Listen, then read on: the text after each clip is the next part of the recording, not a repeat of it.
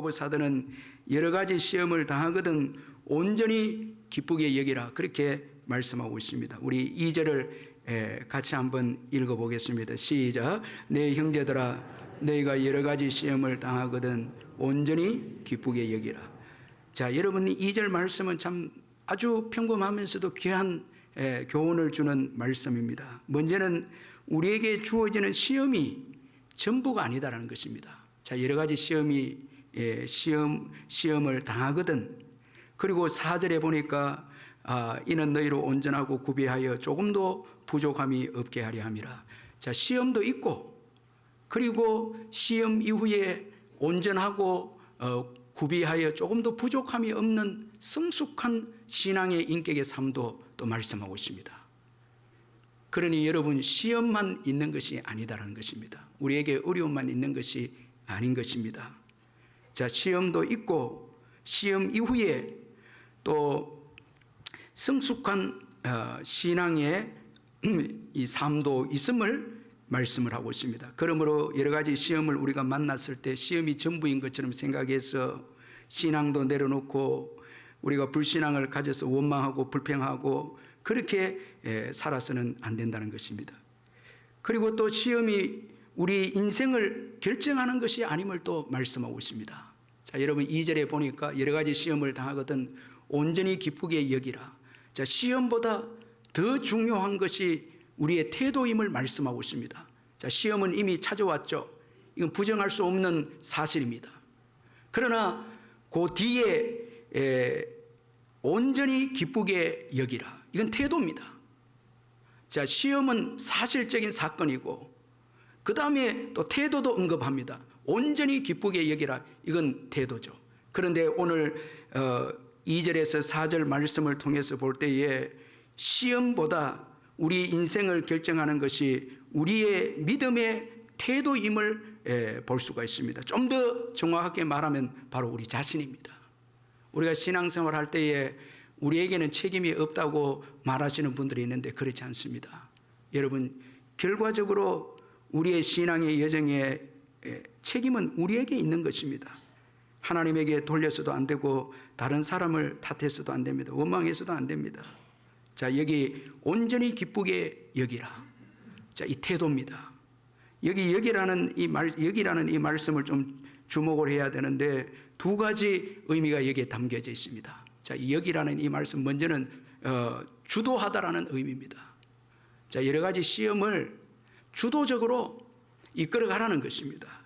그리고 또 여기라는 이 말씀은 평가하다 이 의미입니다. 해석의 문제입니다. 자, 시험을 어떻게 해석할 것인가? 야고보 사도는 기쁘게 해석해라. 온전히 기쁘게 여기라. 이 말은 온전히 기쁘게 해석하라는 것입니다. 자, 이 사건보다도 중요한 것은 그 사건을 어떻게 해석하느냐, 이게 중요하다는 거죠. 자, 온전히 기쁘게 여기라는 것은 그 시험들을 기쁘게 평가하고 기쁘게 이제 헤아려라는 것입니다. 따라서 여러분 믿음의 태도가 중요합니다. 자, 시험이 올 때에 그 모든 시험은 하나님께서 주관하시고 그리고 하나님은 시험을 통해서 우리의 신앙의 인격을 더 성숙하게 하고 그리고 사명을 감당하는데 더 우리를 귀하게 쓰시기 위해서 어려움도 주시고 시험도 주신다. 그렇게 우리가 믿고 여러 가지의 그 시험을 기쁘게 여기는 것입니다. 기쁘게 평가하는 것입니다. 자, 여러분 오늘 야고보 사도는 시험이 올 때 온전히 기뻐해야 한다고 말씀하고 있습니다.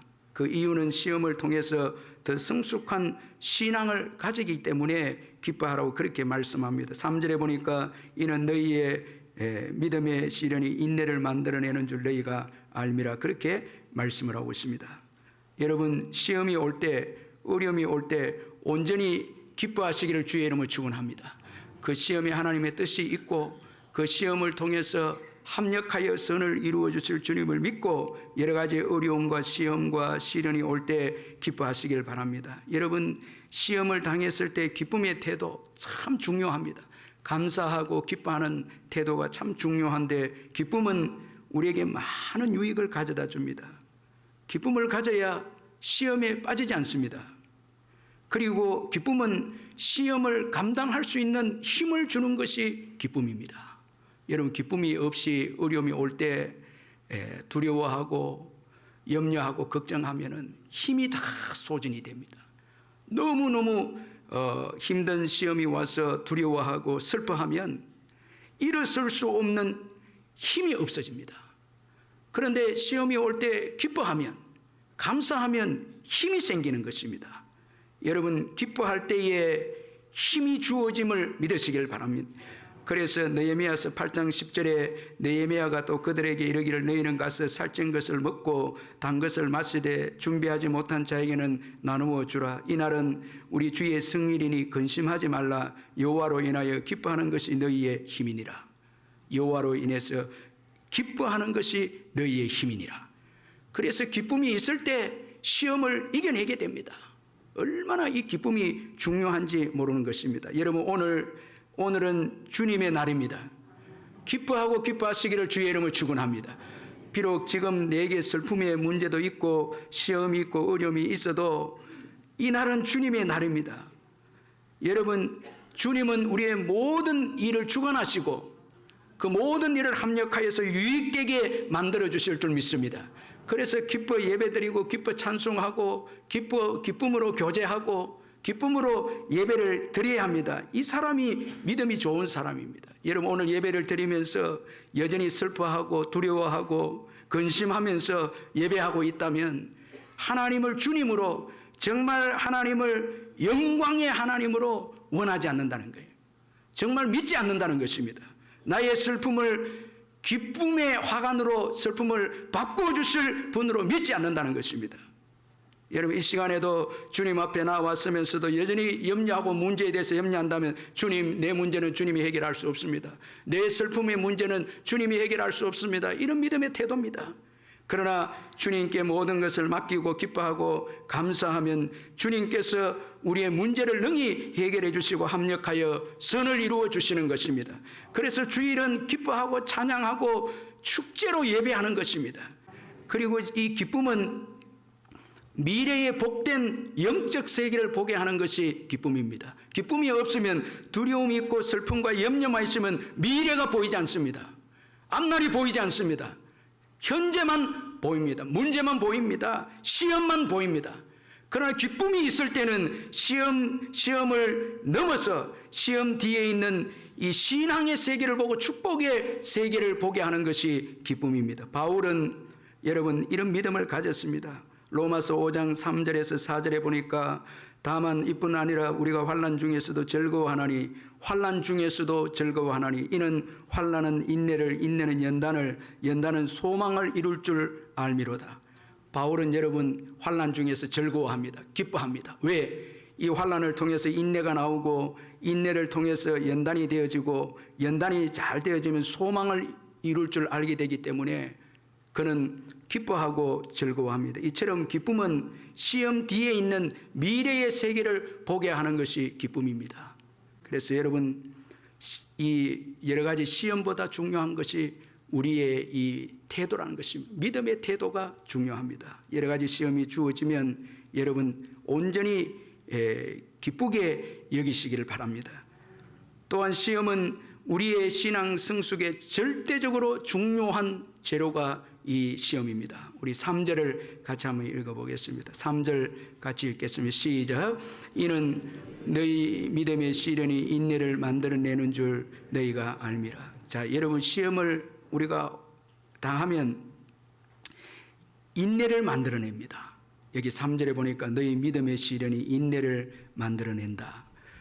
자, 여러분 시험이 재료가 되고 시련이 재료가 되어서 인내라는 덕목을 만들어냅니다.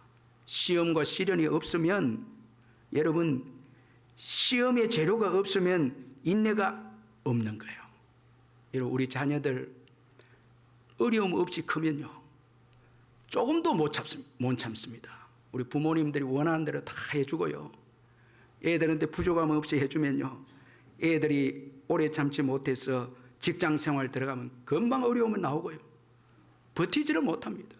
그러면 승진을 어떻게 하고 어떻게 여러분 그 좋은 대우를 받게 되고 인내가 없기 때문에 인생이 어떻게 성공이 되겠습니까? 조금만 어려우면 그만둬 버리는 거예요.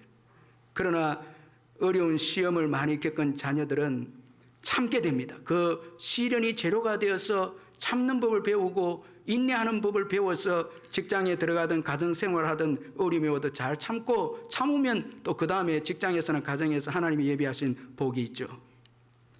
시련과 시험의 재료가 없이는 오래 참음의 열매가 나올 수가 없습니다. 만들어질 수가 없습니다. 여러분 우리가 보석 중에 보석 다이아몬드 여러분 아시죠? 그리고 흔히 우리가 연료로 쓰는 석탄도 여러분 아실 것입니다. 이 다이아몬드와 석탄은 동일한 원소로 이루어졌습니다. 그런데 너무나도 다른 석탄과 다이아몬드의 차이는 이 차이는 탄소의 배열에 달려 있다고 합니다. 이 석탄과 다이아몬드의 서로 다른 배열의 원인은 받는 열기와 압력의 차이로 이제 되어지는데 대략 1100도의 온도와 4500의 기압을 잘 견뎌내면 다이아몬드가 나옵니다. 그런데 여러분 높은 온도도 아니고 낮은 기온이나 낮은 기압에서는 석탄이 되는 것입니다. 엄청난 압박과 엄청난 프레스를 받을 때 거기에 정말 귀한 다이아몬드가 나오는 것입니다. 오늘 우리들에게도 여러 가지 시험과 믿음의 시련을 재료로 해서 잘 견딘 사람들은 다이아몬드와 같은 귀중한 신앙이 나오는 것입니다. 우리가 신앙생활 할 때에 시험이 와서 시험이 오고 시련이 올 때 그 시험과 시련을 무시해 버리고 받아들이지 않고 이렇게 되면 여러분 평범한 신앙인이 되는 것입니다. 다른 사람들한테 감동도 주지 못하고 전도의 열매도 되지 않고요. 간정도 되지 않는 신앙이 되지만은 하나님이 주신 여러 가지 시험과 시련들을 잘 감당할 때 거기에서 인내가 나오게 되어지고 인내가 나오면은 구비하고 온전한 성숙된 신앙이 나와서 다른 사람들을 감동시키고 위로하고 은혜를 끼치는 신앙이 나오는 것입니다. 그러므로 여러분 시험이 주어질 때 기쁨의 태도를 가지시기를 바랍니다. 다 유익된 제로인 것을 믿으시길 바랍니다. 절대 의미 없는 시험은 없습니다. 시련은 없습니다. 다 하나님께서 우리의 신앙을 성장시키기 위해서 주신 다 필요한 재료들인 것입니다. 여러분 꼭 믿으시길 바랍니다. 그래서 시험이 주어질 때 기쁨의 태도를 가져야 하는 것입니다. 왜냐하니까 시험은 인내를 만들어내기 때문에 그렇습니다. 여러분 왜 인내가 중요합니까? 인내를 통해서야만 우리가 성숙한 신앙의 인격을 소유하기 때문에 그렇습니다. 4절을 우리 같이 한번 읽어보겠습니다. 4절 시작. 인내를 온전히 이루라. 이는 너희로 온전하고 구비하여 조금도 부족함이 없게 하려 함이라.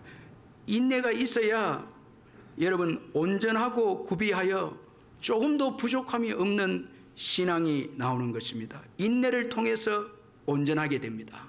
여기 이 4절의 온전이라는 이 단어는 헬라 시대 때에 견습공이 훈련을 받아서 정식 이제 직원이 될 때 이제 그 견습 기간, 수습 기간을 지나고 우리 아이들 요즘 직장에 들어가면은 수습 기간이 있죠. 몇 개월 동안 수습하고 그 다음에 정직원이 됩니다. 이 단어가 바로 온전이라는 뜻입니다. 하나님께서도 시련을 통과할 때에 일을 맡깁니다. 사명을 주십니다. 여러분 그저 직분을 받았다고 해서 주의 일을 하는 게 아닙니다. 하나님이 연단을 시켜서 통과하면 이제 일을 맡깁니다. 일을 맡기는 거예요. 요셉이 그렇지 않습니까? 시편 105편 17절에서 20절에 보니까 그가 한 사람을 앞서 보내셨으며 요셉이 종으로 팔렸도다. 그의 발은 착고를 차고 그의 몸은 쇠사슬에 매였으니 곧 여호와의 말씀이 응할 때까지라. 그의 말씀이 그를 단련하였도다. 왕이 사람을 보내어 그를 석방하며 무백성의 통치자가 그를 자유롭게 하였도다. 감옥까지 내려가는 연단을 받습니다. 발이 착고에 차였습니다. 쇠사슬에 몸이 매였습니다. 여호와의 말씀이 응할 때까지 단련을 받습니다. 그걸 다 참았을 때 하나님께서 바로를 통해서 석방을 해내서 애굽의 총리로 이제 세웁니다. 왜? 이렇게 연단되어서 총리가 되면 타락하지 않거든요. 요셉이 아주 겸손하게 연단이 있었기에 타락하지 않고 겸손하게 하나님의 뜻을 수행하는 하나님의 사람이 되어집니다. 자, 온전하게 되어집니다. 그리고 인내를 통해서 구비하게 됩니다. 이 구비하단 말은 흠이 없다는 것입니다. 여러 가지 시험을 통해서 인내함으로 불순물이 다 나가게 되고, 그렇게 해서 흠이 없는 자가 되어져서 성숙되고 순결하고 성결한 신앙을 가지게 됩니다. 여러분, 참 귀한 신앙이죠. 우리도 시험이 오고 시련이 오면 회개하게 되고, 얼마나 세상적인 것에 집착한 우리가 세상의 것을 내려놓고 통곡하고 회개하면서, 그러면서 우리가 흠이 없는, 죄가 없다는 이 말이 아닙니다. 하나님 앞에서 깨끗하고 순결한 이 믿음의 사람이 되는 것입니다. 참 우리가 연단이 오면 얼마나 때로는 눈물로 회개하면서 세상의 죄악들을 씻어내지 않습니까? 그러면서 우리가 이제 잘 다듬어지고 어느 모로 보나 부족함이 없는 말씀대로 살면서 어떤 시련이 와도 말씀의 능력을 믿고 말씀을 의지하면서 사는 믿음의 사람들이 되는 것입니다. 이 믿음이 초보 때는 시험을 많이 우리가 경험하지 않았을 때는 예사롭게 말씀을 어기고 여러분, 우리가 우리 뜻대로 살 때가 있죠. 그런데 여러 가지 시험을 통해서 구비된 사람들은 말씀대로 살고 의를 위해서 살고 깨끗하게 살기로 몸부림치는 것입니다. 그래서 인내를 통해서 성숙하게 되고 구비하게 되어집니다. 흠이 없게 되어집니다. 그 인내가 참 중요한데, 그럼 여러분 이렇게 질문을 할 수가 있죠. 목사님, 그러면은 세월이 지났는데도 오랫동안 예수 믿었는데도 변화가 되지 않고 예수 닮지 않고 더 고집스럽고 더 세상을 사랑하고 이런 사람들은 어떻습니까? 질문할 수 있죠. 그런데 그 사람들은 인내한 사람들이 아닙니다. 여러분, 인내한 사람들은 자기 부인입니다. 여러 가지 시험과 어려움 가운데서 자신을 부인하고 참고 자신을 내려놓고 하나님의 말씀에 순종한 사람들이 인내한 사람들이, 이 사람에게는 여러분 아름다운 사람이 되는 거예요. 그 인내를 마쳤을 때 아름다워. 그러나 여러분, 자기 멋대로 사는 분들이 있죠. 세월, 여러분 신앙의 연수는 있지만 내가 원하는 대로 살고, 이건 인내하는 삶이 아닙니다. 여러분 착각하면 안 됩니다. 시간의 연수가 길다고 해서 인내하는 게 아닙니다. 내 마음대로 사역하고 싶으면 내 마음대로 교회 일하고, 내가 하고 싶으면 하고 안 하고 싶으면 안 하고, 예배 드리고 싶으면 예배 드리고 안 드리고 싶으면 안 드리고, 이건 인내하는 게 아닙니다. 인내한다는 것은 자기 자신을 철저하게 말씀 가운데 여러분 자기 자신을 부인하고 내려놓는 삶입니다. 여기에 그리스도의 인격의 그 성숙한 인격이 드러나게 됩니다. 여러분, 우리가 함부로 신앙생활을 하면요, 나중에는요 변질되는 자가 됩니다. 그러나 말씀대로 인내하게 되면 아주 아름다운 신앙의 인격자가 되죠. 멋진 자가 되죠. 내 뜻대로 살지 않고 주님이 원하는 대로 참고 인내하고 기다리고 섬기고, 참 이게 중요한 것이죠. 자, 하나님의 때 중요하지 않습니까? 하나님의 시간이 있고, 이 인내를 온전히 이루라. 이 인내라는 것은 이 하나님의 시간을 말하는 것입니다. 우리가 원하는 시간이 아닙니다. 나의 시간이 이루어지지 않는다고 해서 슬퍼하고 분노하고 조급하고, 코로나 기간 동안에 여러분 사업도 직장생활도 또 신앙생활도 조급하게 하면 안 됩니다. 하나님께 맡기고 주님의 때에 아름답게 됨을 믿고 기다리는 거예요. 신앙생활하는 거예요. 그래서 인내를 온전히 이루라. 주님의 시간까지 온전히 이루라. 중도 포기하지 말고 끝까지 참고 견디라는 것입니다. 포기하면 안 됩니다.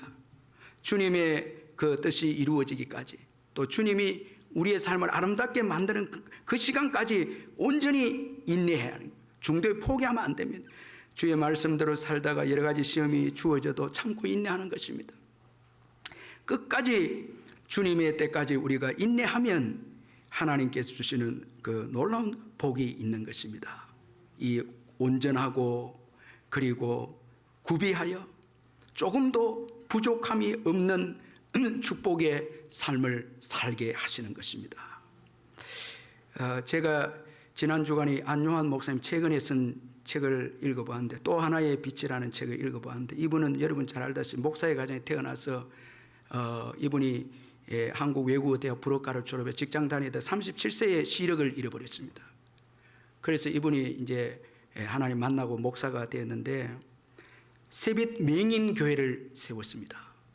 제가 이 글을 읽으면서 너무 감동을 받았는데, 시각장애인이 안용환 목사님이 시각장애인 교인들에게, 세빛 맹인 그 교인들에게 이런 설교를 한다는 거예요. 세빛 맹인 교회는 약하지만 강하게 선교하는 교회가 되자. 이게 이 목사님의 설교의 주 내용이고, 성도들이 또 이 말씀대로 사는 것입니다. 그래서 선교사님들, 오지에 이제 선교하는 선교사님들이 세빛 맹인 교회에 선교회관에 이제 머물 기회가 있다고 합니다. 참 놀라운 거는 이 시각 장애인들 모여서 함께 교회를 하는데 선교사님 선교회관이 있는 거예요. 이 가보의 집이라 해서 만들어서 선교사님 오시면 휴식하고 안식을 하도록 그렇게 운영하고 있다는 거예요. 그러면 선교사님 오시면은 이 시각 장애인 성도님들이 함께 의논한다는 거예요. 어떤 의논을 하는가 하면 침수를 어떻게 누가 하고 마사지를 누가 하고, 그렇게 해서 지친 선교사님들을 어떻게 우리가 회복시킬 것인가 의논을 해서 치료해 드린다는 것입니다. 이로 인해서 선교사님들이 건강이 회복이 되어져서 다시 오지로 가서 선교하신다는 거예요. 또 어떤 우리가 일반적인 선교사님들이 선교지에서 실명을 하게 되면 한국으로 들어오는데, 세빛 맹인 교회에서는 맹인 목사님을 오히려 선교사로 파송시킨다, 네팔로 보낸다는 것입니다. 그런데 또 한 성도도, 시각장애인 성도님도 같이 선교사로, 평신도 선교사로 네팔에 가서 선교를 갔다고 합니다.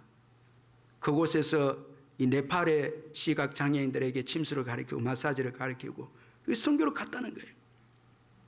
한 번은 이 평신도 시각장애인 선교사가 네팔에 사역하는데 큰 지진이 있었습니다. 그래서 사회단체 봉사자들은 본국의 지시에 따라서 다 한국에 들어왔는데 이분은 안 들어오는 거예요. 그래서 안용환 목사님이 전화를 해서 형제님 무섭지 않습니까? 빨리 들어오십시오. 그렇게 말하니까 이분이 말하기를, 목사님 기도해 주세요. 저는 못 들어갑니다. 사명이 있기 때문에 못 갑니다. 말하는 거예요.